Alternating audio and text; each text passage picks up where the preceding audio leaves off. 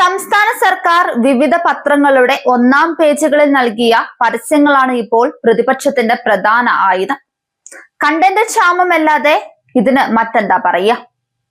UDF LDF സർക്കാരുകളെ താരതമ്യം ചെയ്തുകൊണ്ടുള്ള PRD പരസ്യത്തിന്റെ brand അംബാസിഡർമാരായി VD Satheesan മുതൽ ഷാഫി പറമ്പിൽ വരെയുള്ളവർ യഥാർത്ഥത്തിൽ മാറിയെന്നാണ് ഡോക്ടർ ജോൺ ബ്രിട്ടാസ് MP പറയുന്നത്.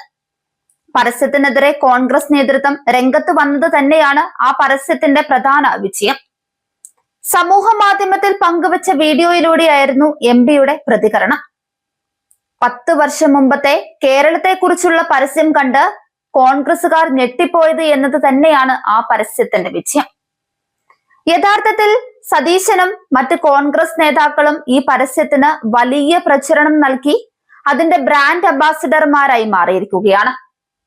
പരസ്യമാണെന്ന് തോന്നിപ്പിക്കാത്ത രീതിയിലുള്ള പരസ്യമാണെന്നാണ് സതീശൻ പറയുന്നത്.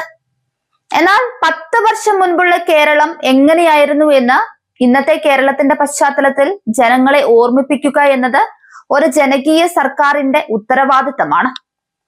10 വർഷം മുൻപ് കേരളം എന്തായിരുന്നു എന്ന് പ്രചരിപ്പിക്കാൻ പ്രതിപക്ഷത്തിന് ഭയമാണ്. കാരണം അത് അവർക്ക് തന്നെ പണിയാവും.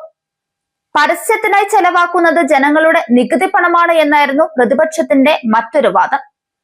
ഇതിനും ജോൺ ബ്രിട്ടാസ് MP കണക്കുകൾ നിരത്തിയാണ് മറുപടി കൊടുത്തിരിക്കുന്നത്. 2011 മുതൽ 2016 വരെയുള്ള 5 വർഷത്തെ ഉമ്മൻചാണ്ടി സർക്കാരിന്റെ കാലത്ത് PRD ചെലവാക്കിയത് 158 കോടി രൂപയാണ്. എന്നാൽ കഴിഞ്ഞ 10 വർഷക്കാലത്തെ LDF സർക്കാരിന്റെ ആകെ ചെലവ് 291 കോടി രൂപ മാത്രമാണ്. പരസ്യ നിരക്കുകൾ വർദ്ധിക്കുകയും ഡിജിറ്റൽ സോഷ്യൽ മീഡിയ തുടങ്ങിയ പുതിയ മാധ്യമ പ്ലാറ്റ്ഫോമുകൾ വരികയും ചെയ്തിട്ടും മുൻ സർക്കാരിന്റെ അത്രയും വലിയ തുക ഈ സർക്കാർ ചിലവാക്കിയിട്ടില്ല എന്നത് ആധികാരിക രേഖയാണെന്നാണ് ജോൺ ബ്രിട്ടാസ് MP പറയുന്നത്. തെലങ്കാന രാജസ്ഥാൻ സർക്കാരുകളും UPയിലെ യോഗി സർക്കാരും കേരളത്തിലെ പത്രങ്ങളിൽ പരസ്യം നൽകുന്നതിന് കാരണം എന്താണെന്ന് VD സതീശൻ മറുപടി പറയണമെന്നും അദ്ദേഹം പറയുന്നുണ്ട്. കേരളത്തിലെ മാധ്യമങ്ങളെ പ്രീണിപ്പിക്കാനല്ലേ ആ പണം നൽകുന്നതെന്ന് ചോദിച്ച അദ്ദേഹം മുൻകാലങ്ങളിലേക്ക് ജനങ്ങൾ ഒന്ന് എത്തി നോക്കുന്നത് പോലും പ്രതിപക്ഷത്തിന് പരിഭ്രമം ഉണ്ടാക്കുന്നു എന്നും ഇങ്ങനെയുള്ള സർഗാത്മകവും ആഘാതമുണ്ടാക്കുന്നതുമായ പരസ്യങ്ങളാണ് PRD നൽകേണ്ടതെന്നും പറയുന്നുണ്ട്. പ്രതിപക്ഷ വക്താക്കൾ തന്നെ അംബാസിഡർമാരായി വരുമ്പോഴാണ് ഒരു പരസ്യം പൂർണ്ണമാകുന്നത് എന്നും അദ്ദേഹം കൂട്ടിച്ചേർത്തു. വിവാദം ചൂടുപിടിച്ചപ്പോൾ ഉമ്മൻചാണ്ടി സർക്കാർ പരസ്യത്തിനായി ചെലവിട്ട തുക മുൻമന്ത്രി തോമസ് ഐസക്കും വെളിപ്പെടുത്തി. 151 കോടി രൂപയാണ് ഉമ്മൻചാണ്ടി സർക്കാർ പരസ്യയിനത്തിൽ ചെലവാക്കിയത്. അന്ന് ചെലവഴിച്ചത് പൊതുപണമായിരുന്നില്ലേ? ഇതും ഐസക് ചോദിക്കുന്നുണ്ട്. പരസ്യത്തിൽ പറയുന്നത് മോശമാണോ പ്രശംസയാണോ എന്നതിലൊന്നുമല്ല കാര്യം. ശരിയാണോ തെറ്റാണോ എന്നതാണ് പ്രശ്നം. കൃത്യമായി 2 മുന്നണികളുടെ ഭരണകാലങ്ങളെ കുറിച്ചാണ് പരസ്യത്തിൽ പറയുന്നത്. അതിന്റെ ശരിതെറ്റുകളെ കുറിച്ചാകണം ചർച്ച.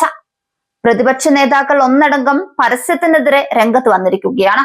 സർക്കാർ നൽകിയ പരസ്യം പബ്ലിക് റിലേഷൻസ് വകുപ്പിന് എത്രത്തോളം അധം പതിക്കാമെന്നതിന്റെ ഉദാഹരണമാണെന്നാണ് പ്രതിപക്ഷ നേതാവ് VD സതീശന്റെ പ്രസ്താവന. ഇതിന് നേതൃത്വം നൽകിയ ഉദ്യോഗസ്ഥർ മറുപടി പറയേണ്ടി വരുമെന്നും നാട്ടുകാരുടെ പണം ഉപയോഗിച്ച് CPM തെരഞ്ഞെടുപ്പ് പ്രചരണം നടത്തേണ്ടെന്നും ഹീനമായി പരസ്യം നൽകിയത് CPM-ഉം LDF-ഉം ശിഥിലമാകുന്നതിന്റെ വെപ്രാളത്തിലാണെന്നുമാണ് അദ്ദേഹം പറഞ്ഞത്. ചില പത്രങ്ങൾ പരസ്യമല്ലാതെ സർക്കാരിൽ നിന്നും CPM-ൽ നിന്നും പണം വാങ്ങുന്നുണ്ടെന്ന ആരോപണം പ്രതിപക്ഷം ഇപ്പോൾ ഉന്നയിക്കാൻ തുടങ്ങിയ ആരോപണമൊന്നുമല്ല. ഇത് നേരത്തെ തന്നെ ഉന്നയിക്കുന്ന കാര്യമാണ്. ഇപ്പോൾ സർക്കാരിന്റെ പണം ഉപയോഗിച്ചാണ് 10 വർഷം മുൻപുള്ള നെഗറ്റീവ് വാർത്തകൾ മാത്രം ഉൾപ്പെടുത്തിയ പേജും ഈ സർക്കാരിന്റെ നേട്ടങ്ങൾ മാത്രം ഉയർത്തിക്കാട്ടിയുള്ള പേജും പരസ്യമായി നൽകിയത് എന്നാണ് അവർ പറയുന്നത്. PRDയുടെ പരിമിതിക്കും അപ്പുറത്തേക്ക് PRD പോയിരിക്കുകയാണ് എന്നായിരുന്നു പ്രതിപക്ഷ നേതാവ് പറഞ്ഞത്.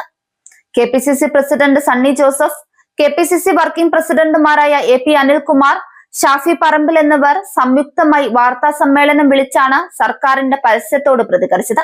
PRD നികുതി പണം ഉപയോഗിച്ച് കള്ളം പ്രചരിപ്പിക്കുന്നുവെന്ന് സണ്ണി ജോസഫ് പറഞ്ഞു. PRD നൽകിയ പരസ്യം ജനാധിപത്യ വിരുദ്ധമാണെന്നും തെരഞ്ഞെടുപ്പിലെ പരാജയവും CPM-ന്റെ ആഭ്യന്തര പ്രശ്നങ്ങളും മറികടക്കാനുള്ള കുൽസിത ശ്രമമാണെന്നുമാണ് അദ്ദേഹം പറഞ്ഞത്. എന്തായാലും പ്രതിപക്ഷത്തിന് കൊള്ളേണ്ടടുത്ത് തന്നെ നല്ല രീതിയിൽ കൊണ്ടിട്ടുണ്ട് എന്നത് ഇതിൽ നിന്ന് വ്യക്തമാണ്.